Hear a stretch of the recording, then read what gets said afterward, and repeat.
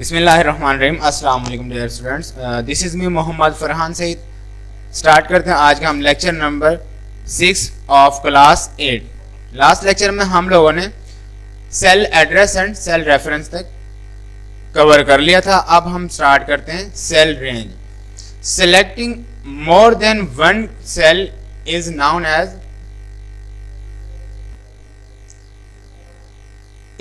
As a cell range, यानी कि आप जब अपनी वर्किंग शीट के ऊपर एक से ज्यादा सेल्स को कवर करते हो बेटा, लाइक दिस। अब इसने यहाँ पे कितने सेल्स, ये जो सेल्स कवर कर रखे हैं तक आई थिंक ये हैं 12 या 16 के करीब।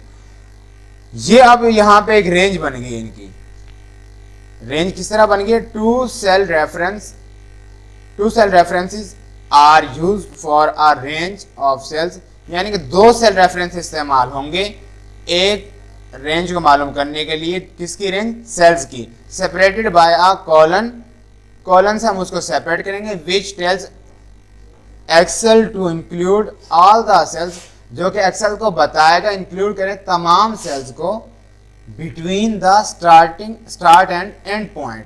जो हमारा स्टार्ट पॉइंट होगा, ये हमारा स्टार्ट पॉइंट है और ये हमारा यहाँ पे एंडिंग पॉइंट है। यहाँ तक जितने भी हमने ड्रैग करके सेल्स सेलेक्ट कर लिए थे, उन सब को वो सेल की रेंज में शामिल करेगा। ठीक है बेटा, तो ये आपने होमवर्क में selecting more than one cells को आप लोगों ने सेलेक्ट करके आप अपनी एक रेंज बना सकते हो। और होमवर्क यहाँ एंड एंड पॉइंट्स यहां तक लिखना है सेल रेंज का।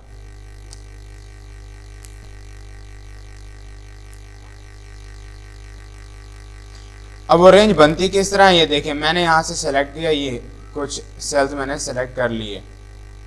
अब हमारे यहाँ पे जितने भी ये सेल सेलेक्टेड है, ये हमारी सेल रेंज बन गई है कि हमने यहाँ से लेके कुछ सेल्स को सेलेक्ट किया। और अब आप लोग तो ये कंट्रोल अपना जो नेम बॉक्स है, यहाँ पे आप देखें, ये आपको नजर आ रहे हैं 3R क्रॉस 3C। जहां पे वो आपको जो आपके जितने भी ये 3R का मतलब था, ये 3 रो आपने सिलेक्ट कर ली हैं। और ये देखें, अब यहाँ पे मैंने कितने कॉलम सिलेक्ट कर रखे हैं। जितने मैंने कॉलम्स को सिलेक्ट किया उसने बता दिया 5 कॉलम्स हैं और 4 रोज आपने सेलेक्ट की हुई है। तो इस जो आपने ये रेंज की सेलेक्ट की है सेल्स की, ये पता कितना चलेगा हमारे पास इधर इस रेंज के अंदर कितने सेल्स हैं। 5 मल्टीप्लाई बाय 4 20 मीन्स कि आप लोगों ने 20 सेल्स की ये रेंज एक बना ली है। और सेल रेंज का मतलब ये कि आपको टोटल नंबर ऑफ सेल्स जो आपने सेलेक्ट किए उनकी एक कंप्लीट रेंज कितनी है वो बताता है।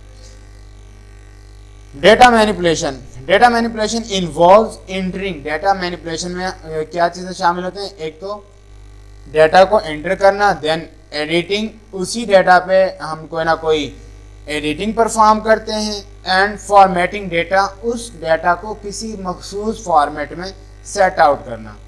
ठीक है, ये यहाँ की इसकी डेफिनेशन हो गई डेटा मैनिपुलेशन की। डेटा मैनिपुलेशन से फॉर्मिंग डेटा, तो आपने होमवर्क में यहाँ तक लिखनी है। different formula and functions can also be applied. मुख्तलिफ फार्मूला और कुछ फंक्शन हम अप्लाई कर सकते हैं टू मैनिपुलेट डेटा को मैनिपुलेट करने के लिए, डेटा को चलाने के लिए, डेटा पे एडिटिंग परफॉर्म करने के लिए। User should enter some data before manipulation, यानी कि आप लोगों ने जब मैनिपुलेशन का अमल परफॉर्म करना तो यूजर कुछ ना कुछ कोई ना कोई डेटा वहां पे एंटर लाजमी करे। जब आप लोग डेटा एंटर करोगे उसी के ऊपर कोई ना कोई परफॉर्मेंस परफॉर्म करोगे। अब वो डेटा एंटर किस तरह करना है उसके स्टेप्स आपके सामने, ये हम नेक्स्ट लेक्चर में कवर करेंगे कंप्लीट टॉपिक, ताकि वो सही से समझ आए। आज आपका काम यही है कि आपने सेल रेंज, इसकी डेफिनेशन और इसका फंक्शन लिखना एंड पॉइंट तक। ये मैं आपको होमवर्क बता रहा हूं।